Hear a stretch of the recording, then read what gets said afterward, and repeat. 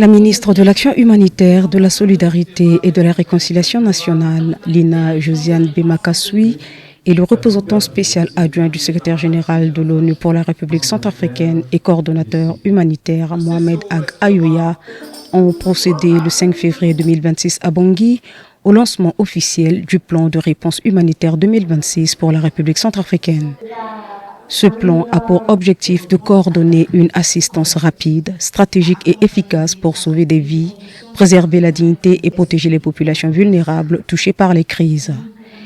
Était présent au lancement le ministre en charge du secrétariat du gouvernement et des relations avec les institutions de la République,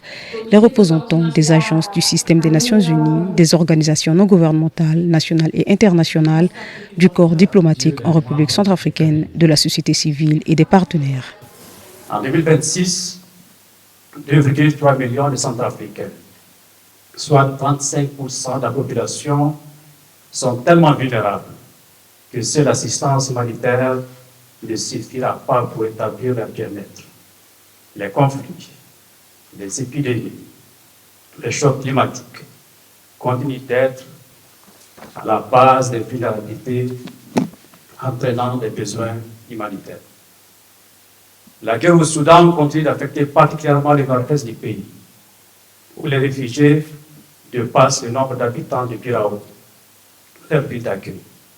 Selon la ministre de l'Action humanitaire, Lina Josiane Bemakassoui, l'amélioration de la situation sécuritaire en République centrafricaine a favorisé le rapatriement volontaire des Centrafricains et le retour de personnes déplacées internes dans certaines régions. Le paysage humanitaire de la République centrafricaine, la RCA,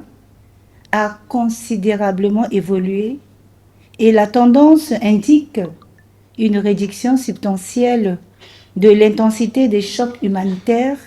dans des zones spécifiques, démontrant d'une part l'amélioration de la situation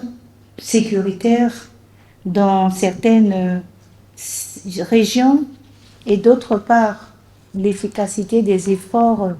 menés par le gouvernement appuyé par ses partenaires. La ministre de l'Action humanitaire a fait part de la gratitude du gouvernement centrafricain envers tous les bailleurs de fonds qui sont aux côtés du peuple centrafricain dans l'assistance des plus vulnérables et de tous les autres pays qui ont financé l'aide humanitaire permettant ainsi de sauver des vies.